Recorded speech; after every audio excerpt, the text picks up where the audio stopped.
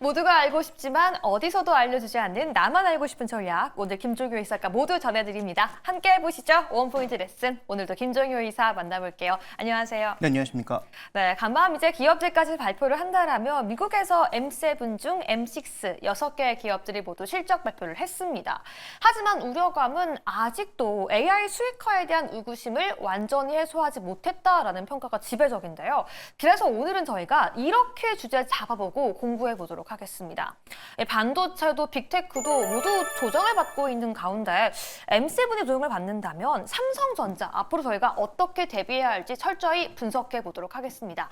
이사님, M7과 삼성전자 향후 방향성을 알아보기 위해서 짚어봐야 하는 포인트들 뭐가 있을까요?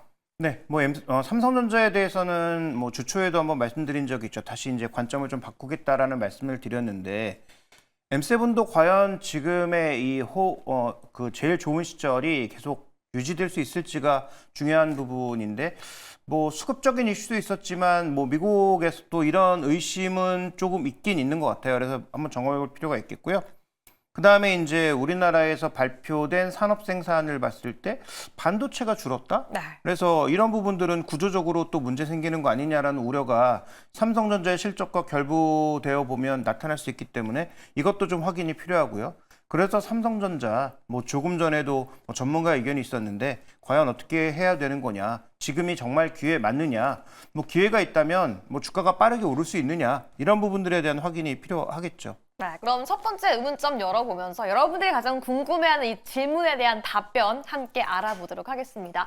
사실 간밤 시장 상황을 보면요, 미증시, 빅테크 종목들 일제히 하락을 했습니다.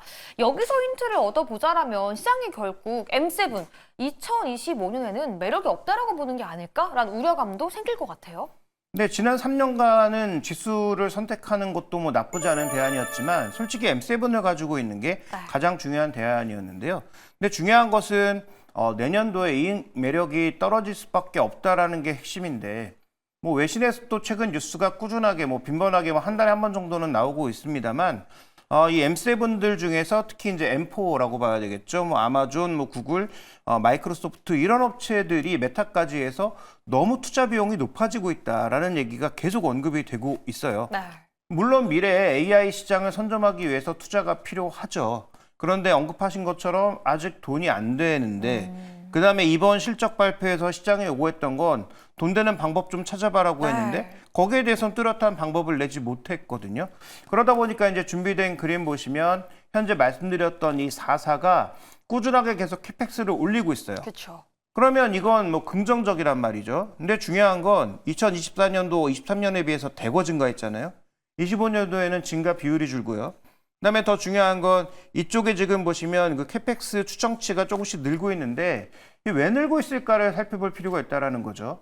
이게 지금 Q의 증가와 P의 증가가 같이 나타나고 있는 건가? 제가 보기엔 거의 P의 증가거든요. 비용이 계속 증가하면서 실제로 수량을 더 많이 사서 늘어나는 부분도 일부 있겠지만 개당 가격이 올라가면서 지금 받는 캐펙스 압박이 커지고 있단 말이죠. 이게 어떻게 보면 다 독점의 폐 아니겠습니까? 그래서 독점을 깨고 싶은데 독점이 안 깨지고 있단 말이죠. 그렇죠. 좀처럼 안 깨지고 있는 상황이다 보니까 이런 높은 비용을 계속 지불하면서 당장 돈을 못 버는 사업에 계속적으로 돈을 투입하다 보면 나오는 효과. 다음 준비된 그림에서 답이 나오게 되는데요. 사실 이렇게 이익이 증가하더라도 투자가 증가하더라도 이익이 증가하고 뭔가 주가가 상승한다면 문제는 아닌 거잖아요. 근데 그게 지금 아닌 건가요? 말씀드렸다시피 돈은 못 버는데 그쪽에 계속 자원은 투입해야 되니까. 그래서 이들 기업이 앞전 그림에서 보시면 지난 2021년부터 23년까지 3년간, 그 다음에 올해까지도 지금 살펴보면 다른 S&P 500의 이익 증가율 비해서 많게는 10배, 적게는 5배 정도 수준의 이익 모멘텀이 계속 있었다는 거죠. 그러니까 압도적인 이익 모멘텀이 있으니까 다른 종목을 선택하는 것보다, 미국 지수를 선택하는 것보다 M7의 선택이 가장 좋았다라고 볼 수가 있는데요. 중요한 것은 2025년으로 가게 되면 그 차이가 확연하게 줄어든다는 거죠. 그만큼 상대 매력이 줄어드는데 해당 종목군들의 밸류는 미국 증시보다도 높은 수준이거든요. 그러면 우리가 2025년도에 투자하는 데 있어서 여전히 M7을 고집하는 게 답일까? 저는 뭐 단언코 아니라고 보고요. 그렇다고 뭐 그들의 뭐 점유율이 떨어진다든지 네. 아니면 뭐 그들이 소위 이제 빅테크 M7의 영역에서 아래로 떨어지는 건 아니라고 하더라도 지금의 매력도를 느낄 수 있었던 풍부한 연금의 바탕이었던 압도적인 이익률 이런 것들이 결국은 25년도에 사라질 수 있다는 점을 고려해 보면 우리가 이들 종목에 대해서도 무조건 긍정적인 시각보다는 뭔가 변화가 나타날 개연성, 변화가 나타나지 않는다고 하더라도 예전 대비 매력이 떨어질 개연성이 있다는 것은 분명 염두에 두셔야 되겠다. 그래서 오늘 말씀드릴 메인 주제는 아니지만 지금 뭐 미국 시장에 투자하고 계신다면 소위 M7에 대한 집중도를 내년도에 뭐 트럼프의 당선 여부에 따라서 해리스가 된다고 하더라도 실제로 조금 조절해볼 필요는 있겠다. 이익 관점에서는 그렇게 말씀드리고 싶습니다. 네, 저희가 다시 한번 짚어보느라면 이익 증가율이 마이너스가 된다는 건 아니죠. 하지만 지금까지의 주가 상승을 견인했던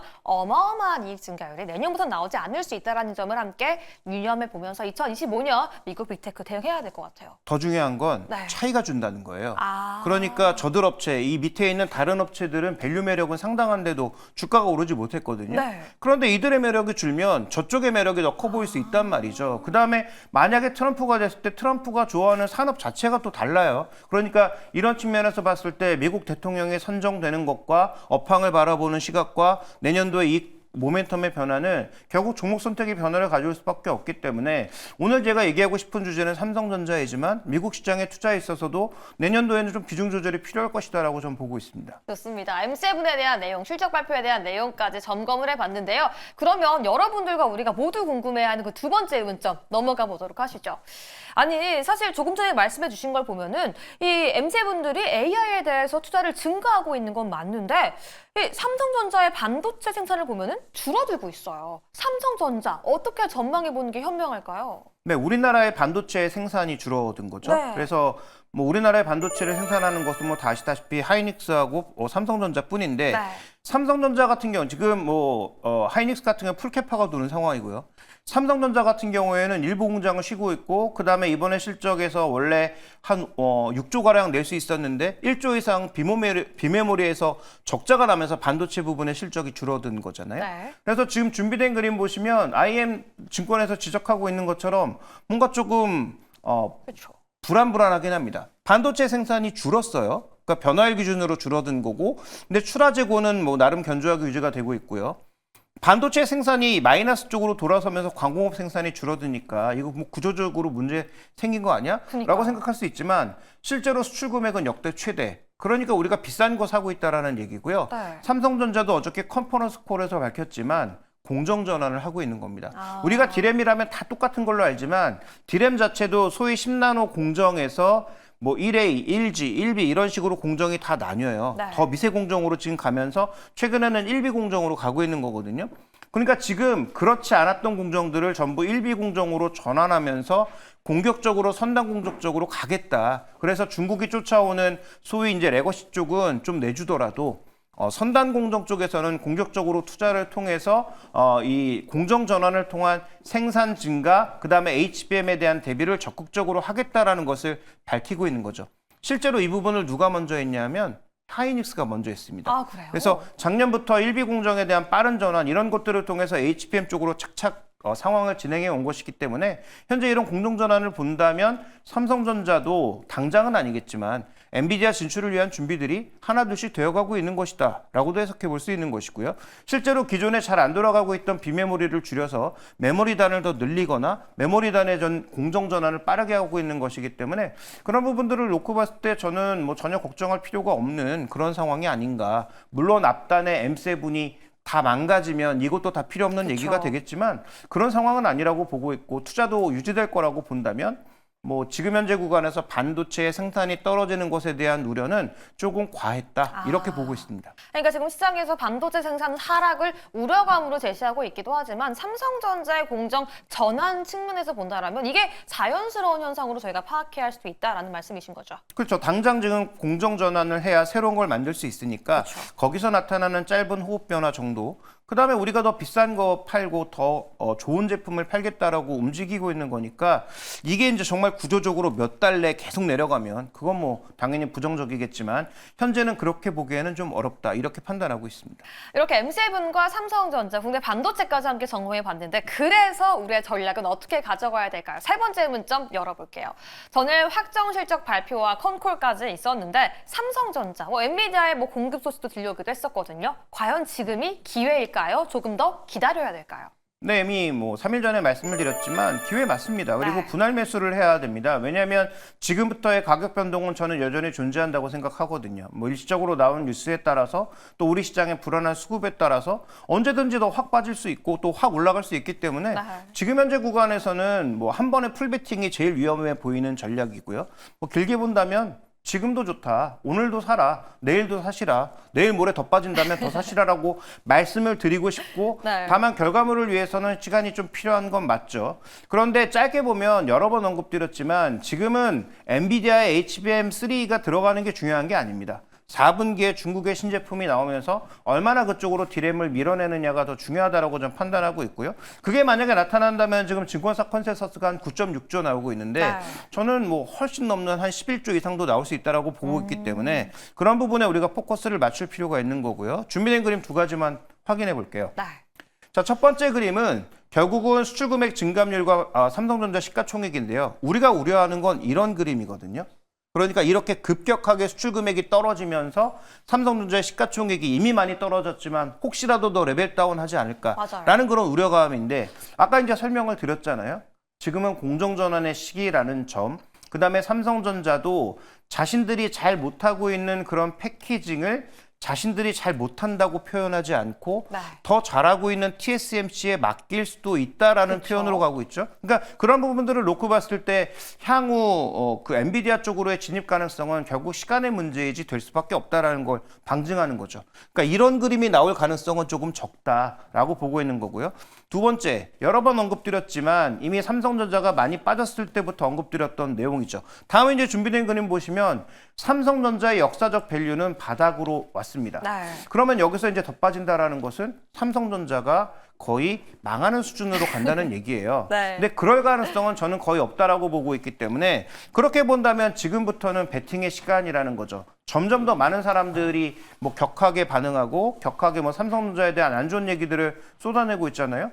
그런 두려움은 사야 되는 게 맞지 않을까요? 그렇죠. 모두가 증시 또- 격언에도 두려움은 사는 것이라고 했습니다. 그렇다면 기간은 좀 길어질 수 있고 분할 매수의 관점이 필요하겠지만 두려움은 사야겠죠. 그러면 지금이 좀 삼성전자의 바닥이라고 감히 좀 예측을 해봐도 괜찮을까요? 근데 그 바닥이라고 하는 게 지금 정확하게 예를 들어서 가격 55,000원이 바닥입니까? 라고 하면 저는 아닙니다라고 말씀드리고 네. 싶습니다.